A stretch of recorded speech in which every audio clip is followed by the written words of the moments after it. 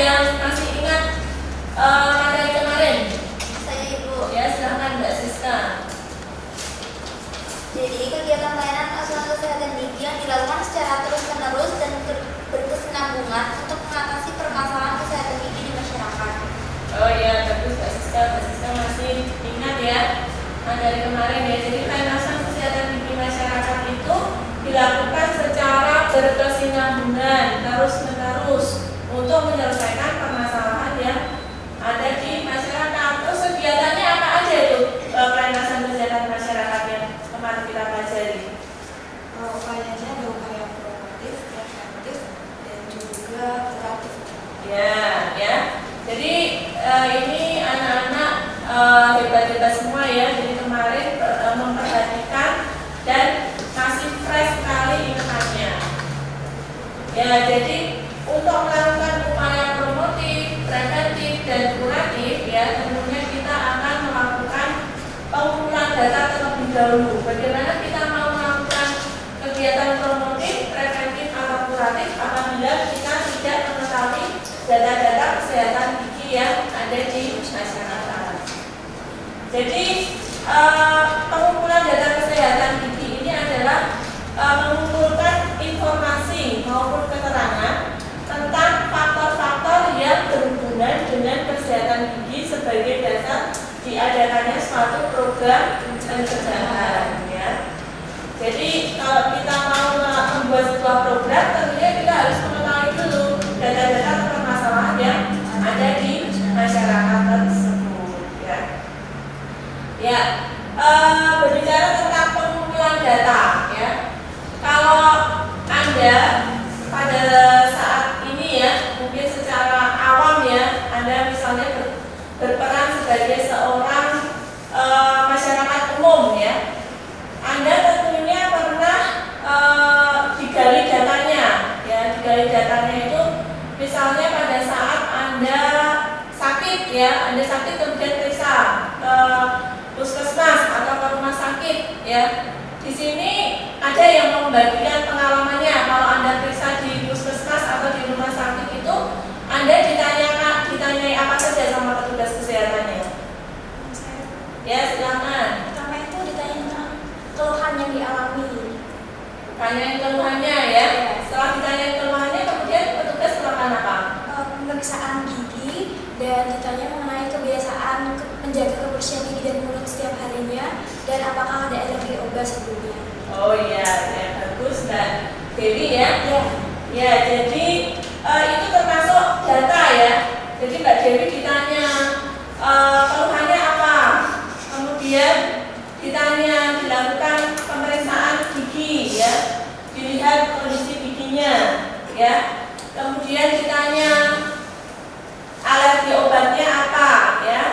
Jadi itu adalah salah satu bentuk dari pengumpulan data. Kemudian pada saat kita mau melakukan pengumpulan data, tentunya kita harus melakukan analisa situasi. Ya, jadi istilahnya kalau kita tadi adalah Mbak Dewi itu ke puskesmas atau ke rumah sakit, itu adalah secara individu. Tapi kalau kita ini mau melakukan pengumpulan data di masyarakat, itu adalah sebuah kelompok yang besar ya. Jadi bukan hanya yang ditanya data yang diolah hanya data satu orang, tapi data satu kelompok. Jadi kita harus melakukan analisa situasi. Analisa situasi di sini adalah untuk memahami permasalahan kesehatan yang sedang terjadi dan faktor yang dapat mempengaruhi masalah yang potensial digunakan untuk menentukan prioritas masalah dan alternatif pemecahannya. Jadi sama ya. Jadi analisa situasi di sini adalah permasalahan-permasalahan kesehatan yang ada di masyarakat itu kita gali faktor-faktor penyebabnya itu apa ya. Dari faktor perilakunya, dari faktor kondisi lingkungannya, dari faktor kondisi pelayanan kesehatannya, itu kita gali. Jadi kalau misalnya tadi ke puskesmas atau ke rumah sakit ditanya, itu baru faktor perilaku kesehatan pasien tersebut. Tapi kalau kita sampai ke masyarakat, kita menggali bagaimana kondisi di masyarakat itu, bagaimana lingkungannya, apakah mereka di lingkungannya itu kondisi bagaimana mereka mengkonsumsi air, apakah mereka itu penduduknya sebagian besar merokok ya, itu juga mempengaruhi kemudian bagaimana mereka perilakunya, pengetahuannya, itu juga mempengaruhi dari permasalahan-permasalahan yang ada di masyarakat.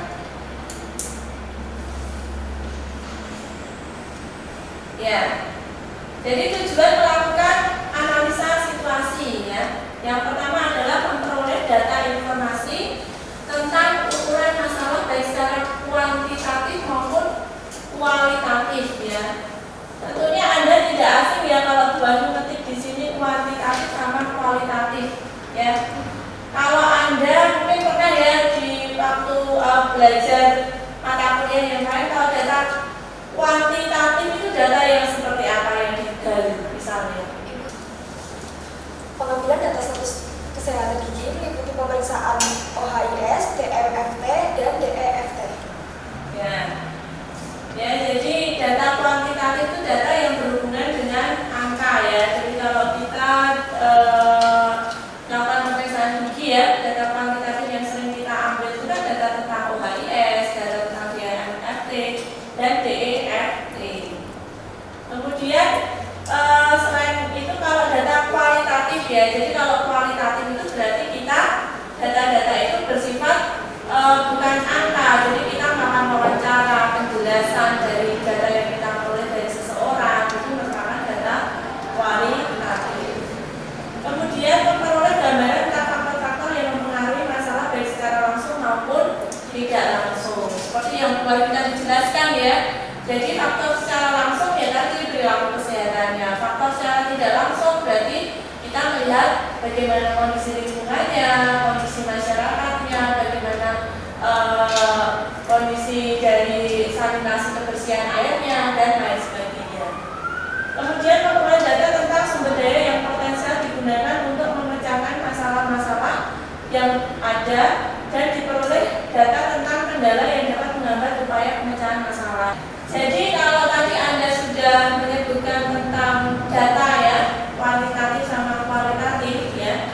Jadi data itu lagi dibagi menjadi 3. Yaitu satu data umum, kemudian data khusus, dan kemudian data tentang perilaku. Ya. Jadi data umum ini sebenarnya merupakan faktor yang secara tidak langsung mempengaruhi, seperti wilayah, demografi, sosial budaya, sosial ekonomi, transportasi, dan komunikasi ya. Salah satu contohnya misalnya wilayah ya. Misalnya di suatu daerah tertentu itu masyarakatnya mengkonsumsi minum air yang mereka adalah air sumur gali. Ya, misalnya di daerah Purwodadi ya. Itu pernah dilakukan penelitian oleh salah satu mahasiswa ya. Jadi di sana itu masyarakatnya itu belum menggunakan air pump, menggunakan air sumur gali, dan di sana itu banyak pegunungan berkapur ya. Jadi dengan kondisi seperti itu ternyata ditemukan di sini tuh banyak sekali yang gampang mengalami karang gigi masyarakatnya. Jadi itu adalah faktor pertama wilayahnya. Kemudian dilihat dari misalnya lagi di daerah Temanggung ya. Di daerah Temanggung itu penghasil apa? Tembakau ya. Penghasil tembakau. Jadi di sana itu pasti masyarakatnya banyak yang merokok ya. Jadi kalau kita lihat pasti di sana masyarakat banyak yang merokok, tentunya kondisi gigi dan mulutnya suasananya menjadi basah ya. Basah itu akan lebih gampang timbul karang gigi juga. Kemudian data khusus ini meliputi data fasilitas kesehatan, data keadaan penyakit, data institusi pendidikan kesehatan, data anggaran yang tersedia untuk kesehatan, dan tentang tenaga kesehatan ya. Jadi ini yang berhubungan dengan kesehatan ya. Jadi kalau yang dimaksud dengan fasilitas kesehatan ya, kalau fasilitas kesehatan itu tentunya kita yang tinggal di perkotaan seperti ini ya, yang di Semarang seperti ini, dengan kita yang tinggal di misalnya masih di daerah pedesaan ya, yang atau di pedalaman yang ketersediaan terjangkauannya fasilitas kesehatannya itu masih susah. Tentunya pelayanan kesehatan gigi lebih mudah kita jangkau atau lebih mudah dijangkau oleh mereka? Ya, kalau mudah kita jangkau, tentunya masyarakat di perkotaan ini secara garis besar pasti pengetahuannya lebih baik, ya. Kebiasaan atau perilaku tentang menjaga kesehatan giginya lebih baik. Tentunya itu akan mempengaruhi juga permasalahan yang ada di masyarakat baik di perkotaan maupun yang ada di pedesaan. Kemudian yang ketiga ini adalah data tentang perilaku. Ya, jadi data tentang perilaku ini kita gali tentang kebiasaan-kebiasaan masyarakat yang berhubungan dengan munculnya ada penyakit-penyakit kesehatan gigi dan mulut. Jadi kalau perilaku kesehatan ya itu seperti yang sudah kita pelajari ya, kalau perilaku kesehatan itu mengukurnya dari pengetahuan, sikap dan tindakan ya. Jadi pengetahuan itu kita dapatkan misalnya dengan menyebarkan kuesioner ya. Sikap itu juga kita sebarkan angket ya. Bagaimana sih sikap terhadap kesehatan giginya. Kemudian tindakan kita lakukan observasi, misalnya kita lihat bagaimana perilaku menggosok giginya, apakah sudah benar, apakah kurang ya. Kita amati dengan observasi dari tindakan seseorang tersebut.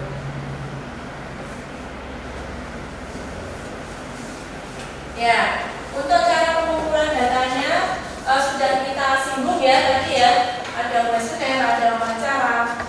Kemudian pengumpulan data dapat dilakukan dengan berbagai cara, antara lain dengan metode pengamatan, wawancara, angket, dan pengukuran. Ya. Jadi kalau tadi kita mengamati kondisi lingkungan, mengamati fasilitas pelayanan kesehatan, itu namanya pengamatan. Kita mengamati kebiasaan menggosok gigi seseorang, kebiasaan perilaku menggosok gigi, cara menggosok gigi itu pengamatan. Kemudian wawancara, ya wawancara misalnya kita bertanya secara langsung, ya bagaimana kebiasaan, apakah setiap hari menggosok gigi, apakah hanya pada saat mandi saja, apakah sebelum tidur menggosok gigi, itu termasuk wawancara. Kemudian pengukuran dapat kita lakukan dengan menggunakan alat ukur yang valid. Alat ukur yang valid dalam kesehatan gigi meliputi tadi ya, DMFT, DIFT, CPITN, dan OHIS untuk mengukur status kesehatan gigi. Ya, ini adalah penjelasan secara langsungnya. Jadi pengamatan ini adalah mengamati gejala-gejala nyata di alam yang ada secara berulang kali, kemudian mencatatnya ya. Kemudian angket ini adalah pengumpulan data melalui formulir yang berisi pernyataan dan diajukan secara tertulis pada sekumpulan orang untuk mendapatkan keterangan. Kemudian wawancara ini adalah teknik pengumpulan data untuk mendapatkan keterangan lisan melalui bercakap-cakap secara langsung ya, tatap muka, itu baru namanya wawancara. Atau tidak berhadapan secara langsung, misalnya juga melalui telepon. Jadi namanya wawancara itu secara lisan ya. Kemudian pengukuran adalah teknik pengumpulan data yang dilakukan dengan mengukur orang atau objek mengenai hal yang dipelajari dengan menggunakan berbagai macam alat ukur ya, seperti tadi yang sudah Bu Wahyu sebutkan. Kalau yang ada di kesehatan gigi ya berarti menggunakan tadi ya pengukuran status kesehatan gigi tadi ya.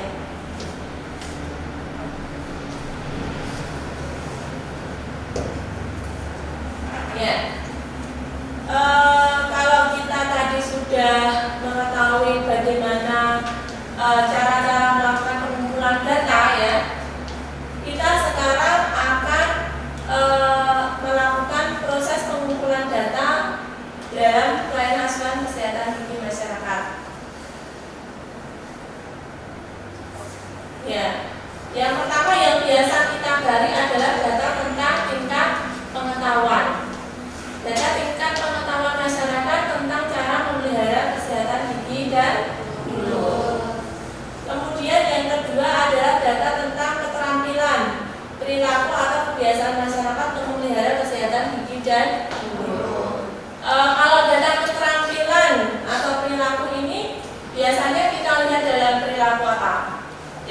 mudah kita perhatikan. Keterampilan dalam hal tadi menggosok gigi. Ya. Menggosok gigi itu kan sebenarnya perilaku yang paling mudah kita lakukan untuk menjaga kesehatan gigi dan mulut. Kemudian data status kesehatan gigi dan mulut masyarakat yang tadi ya bisa kita ukur dengan OHFR, BMFT, CPITF dan pengukuran pH salival. Jadi kalau kita mau mengukur data-data yang ada di masyarakat ini, Anda terjun ya setelah melakukan analisa situasi tadi, kemudian Anda menggali pengetahuannya, melihat keterampilan masyarakat tersebut tentang perilaku menggosok giginya, kemudian baru kita ukur bagaimana status kesehatan gigi dan mulut di masyarakat tersebut.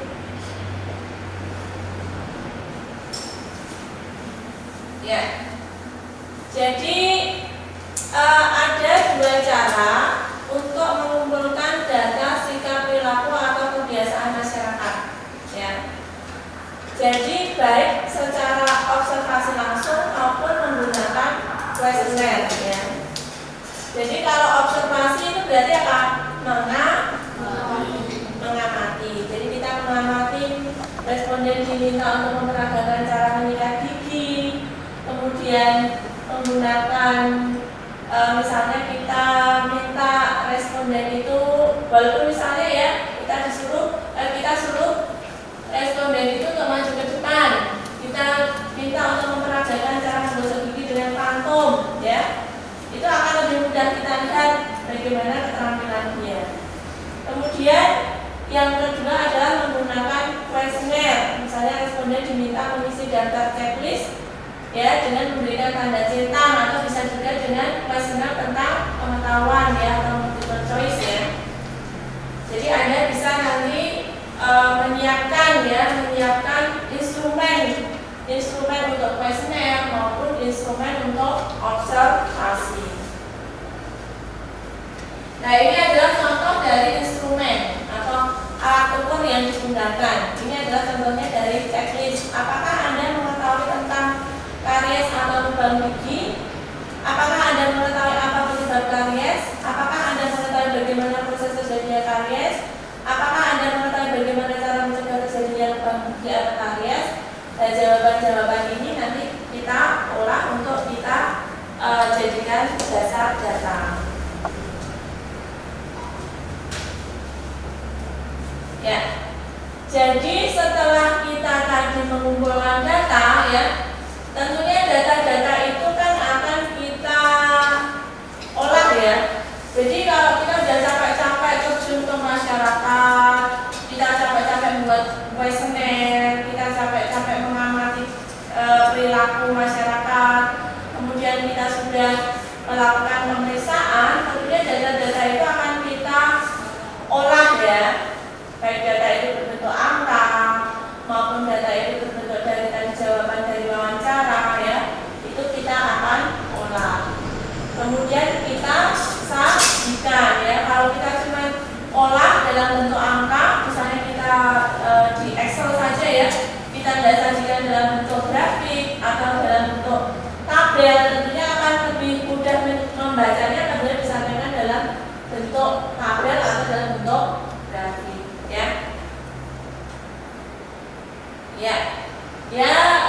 Untuk materi ya pada pertemuan ini cukup sampai di sini dulu ya. Mungkin dari Anda ada yang ingin bertanya, saya persilakan. Ya, silakan. Jadi pelayanan kesehatan di masyarakat itu dapat dikelompokkan apa saja ya? Oh iya, jadi pertanyaan yang bagus ya. Jadi setelah kita belajar pelayanan asuhan masyarakat itu tentunya ada kelompok-kelompok tertentu ya. Jadi kalau di kesehatan gigi itu kita bisa kelompokkan dalam kelompok misalnya kelompok ibu-ibu atau kelompok anak berkebutuhan khusus atau kelompok ibu hamil ya. Nah, itu merupakan kelompok-kelompok tertentu yang ada di masyarakat yang bisa kita masuki ya. Itu adalah contoh kelompok pelayanan asuhan masyarakat yang bisa kita lakukan. Ada lagi yang mau bertanya?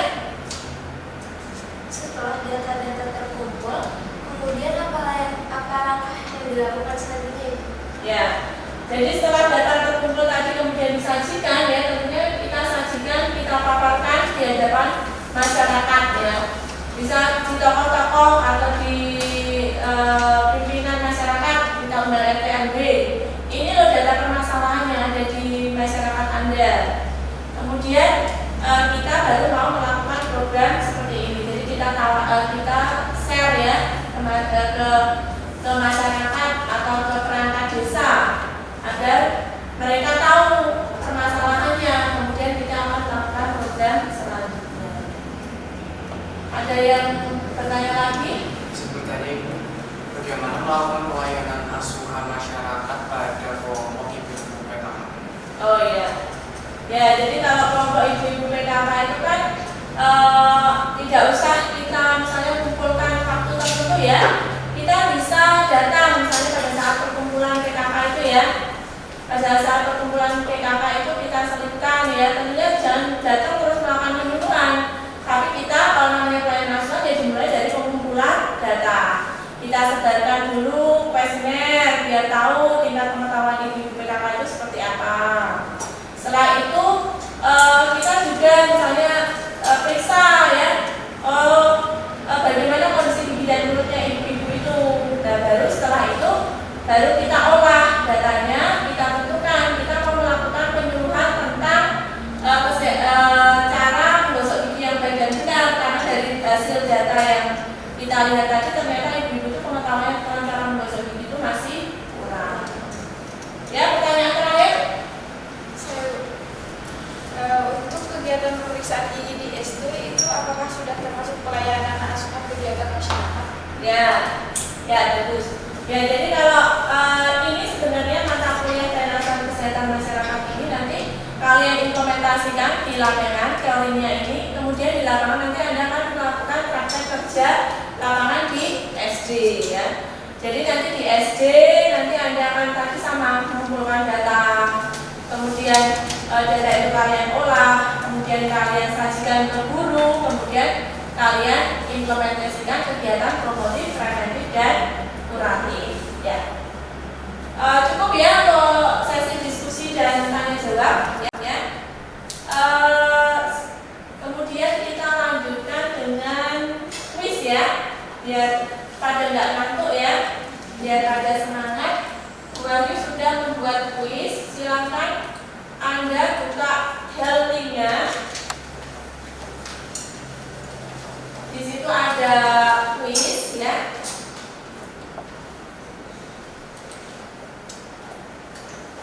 Kemudian Anda kerjakan, hanya sedikit saja. Nah, hasilnya ya. Ya, kita berikan tepuk tangan untuk Naswa Aulia Zaid. Perhatikan ya. Ya, jadi secara keseluruhan ini Anda sudah memahami tentang apa yang Bu Ayu sampaikan pada hari ini ya. Ya, semoga bermanfaat.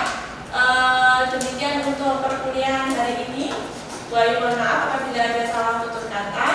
Kita akhiri. Wassalamualaikum warahmatullahi wabarakatuh. Waalaikumsalam.